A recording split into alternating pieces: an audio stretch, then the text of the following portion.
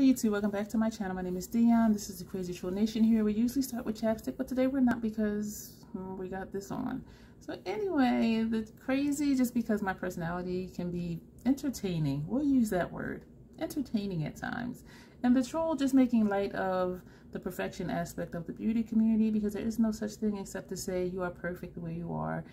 So here in the Troll Nation, we rock and roll on the troll train, accepting ourselves for who we are, accepting our features for what they are, loving ourselves, self-acceptance, self-love. That's what we do here. So if that sounds good to you, I would love to have you join me on this journey by subscribing and also commenting, because I love the interaction, and I'll show you what else I do here. So this is part of Friendmas in February. It's a tag video. And so the tag video, I came up with 6 questions, and I'm looking at these questions like, who came up with these questions? I do curse sometimes. I forgot to say that in my intro. So I'm like, who came up with these friggin' questions? The first one, when did you get into makeup and why?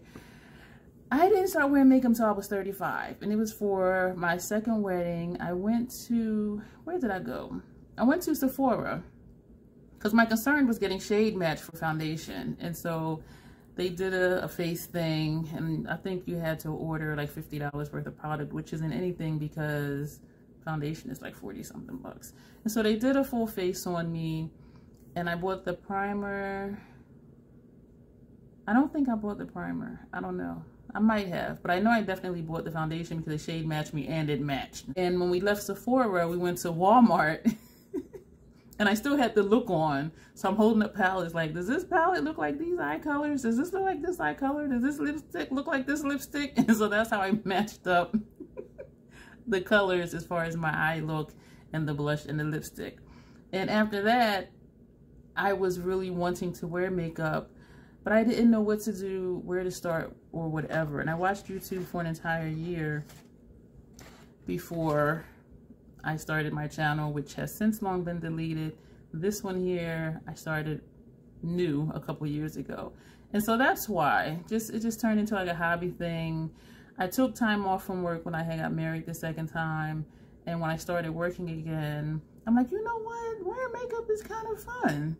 And so I was wearing makeup every day to work, and then I was wearing makeup to church. And then that's what got me into watching YouTube to learn how to apply makeup. And so that's how and why I got started. Second question, what brands do you want to try out in 2022?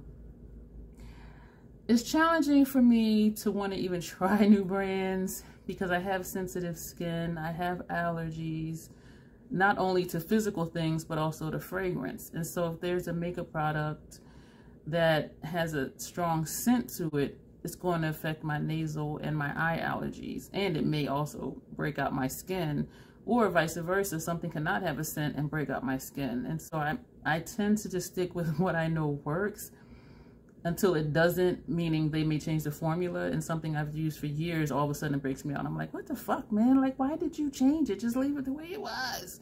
But anyway, so part of me wants to try like some of the Charlotte Tilbury like powders, but then it annoys me in a way because when I look at her color selection of her products, it's not always inclusive. And even though I'm in the middle of the spectrum, it still pisses me off to know that, you know, my more melanated brothers and sisters may not be able to wear some of her stuff. And it just really annoys me. But I've heard a lot about like her setting powder. And so part of me wants to try that. I hear a lot about Dior. And then I'm looking at the eyeshadow palettes like, because for my base face, like I said, I stick to the same stuff, but I will experiment with eyeshadows. This was an experiment with an eyeshadow.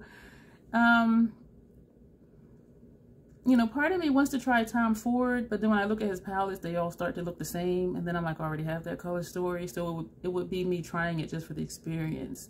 And so I'm like, who came up with these fucking questions? Because I don't even have an answer to the questions I came up with. Yeah. So I may try something from Dior. I may try something from Charlotte Tilbury. I do love her Pillow Talk mascara though. And so that's kind of like, I would love for Pat McGrath to come out with an all matte eyeshadow palette. I would be all over it. My eyes cannot tolerate her celestial shades. It cannot tolerate anything glitter.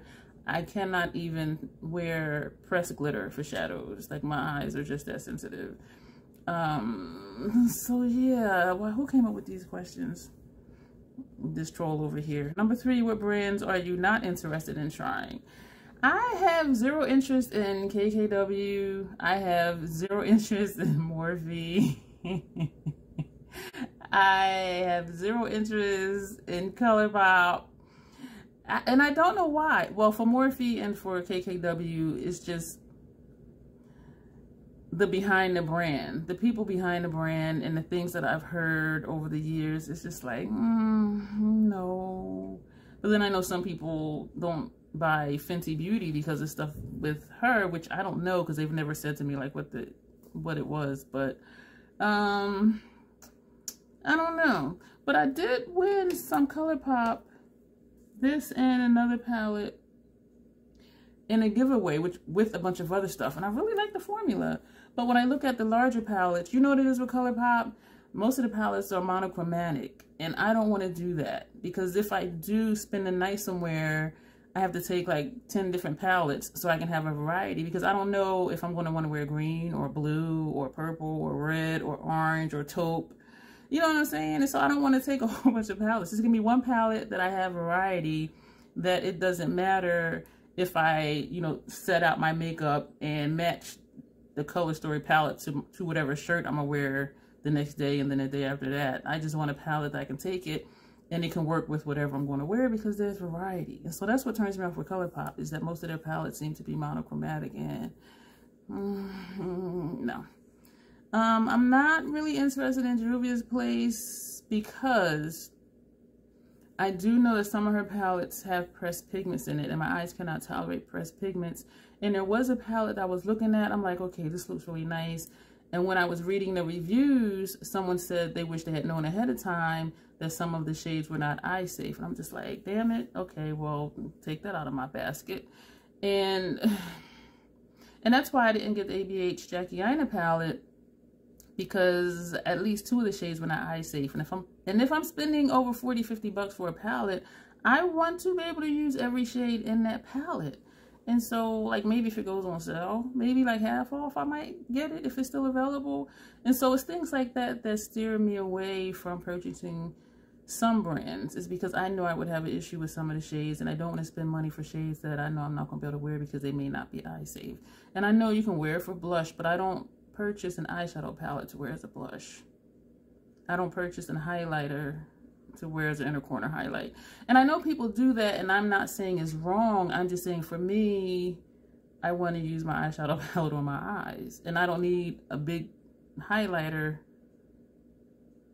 for my inner corner. Like, that's all right. Let me get off of that.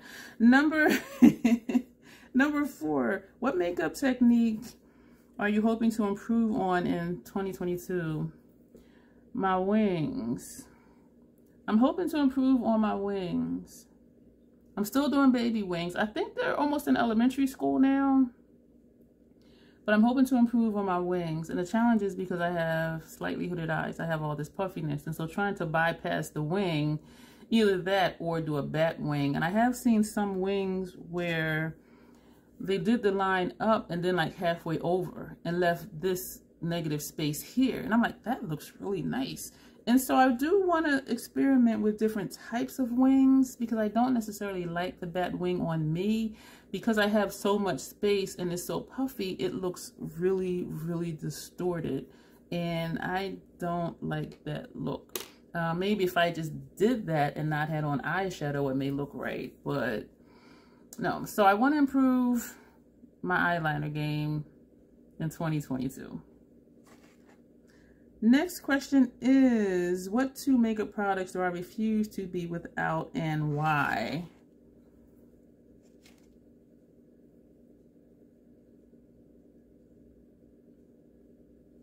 Who came up with these questions? 2 makeup products I refuse to be without.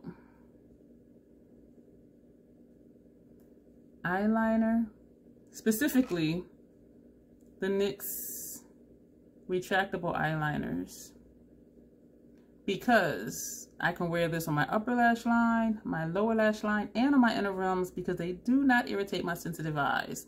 So I'm going to say these eyeliners and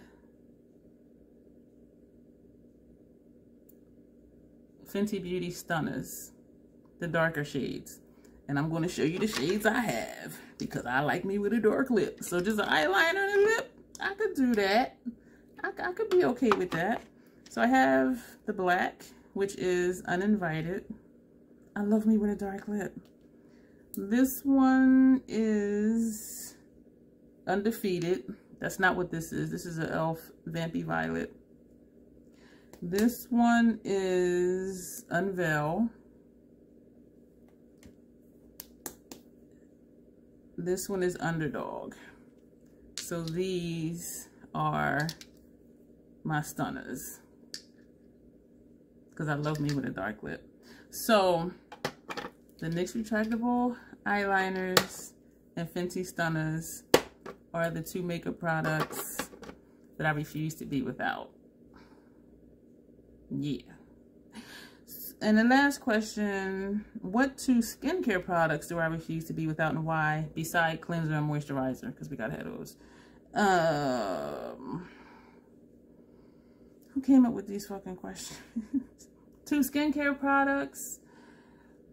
And I'm not including prescription stuff either, because I have a prescription Retin-A and a prescription ketoconazole for under my nose, my eczema.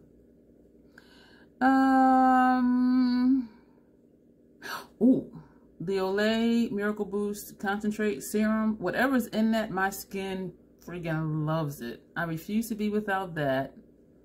And I refuse to be without the Peter Thomas Roth Potency Serum. It's a vitamin C serum. Because when I let myself run out, I'm like, okay, it's really not doing anything. Or I don't know, let's see. After a few days not using it, my skin was like, bitch, go get some. And so those are the two products I will not be without. And I'm sorry I don't have them here to show you, but you've seen them in like my skincare videos and my favorite skincare videos and stuff like that. So the Olay Miracle Boost Serum and the Peter Thomas Roth Vitamin C Serum. Those are the two skincare products I refuse to be without, aside from cleanser and moisturizer. And so that's it for the questions. I hope this was entertaining. I don't know. I feel like it was kind of weird because I didn't have my answers ahead of time. And I kind of feel like, why didn't I? I wrote the damn questions. Us trolls do stuff like that. We just be making up stuff and then be like, why'd I do that? Anyways, let me know below. And I will have the questions down below. Let me know what your answers are. Feel free to do this tag. If you do, you know, tag me in it so I can watch it, or link it below and I'll watch it, or tag me on Instagram that you posted it and I'll go to your channel and watch it. And just let me know what your answers are to these questions, because it is interesting, right? Like getting to know why people do certain things, or what their favorites are, what they want to try, what they don't, what they want to perfect. I should have said perfect my eyeshadow game, but you know, I'm a troll, so this is as good as it's gonna get. So anyway, you guys will see me in the next video, and I thank you for being here. I thank you for watching, and make sure you check out Megan's channel. I will list her channel below, and also her Instagram. I think I may have said that in the beginning. Yes, I'm gonna do that. So thank you for watching, and you will see me in the next video.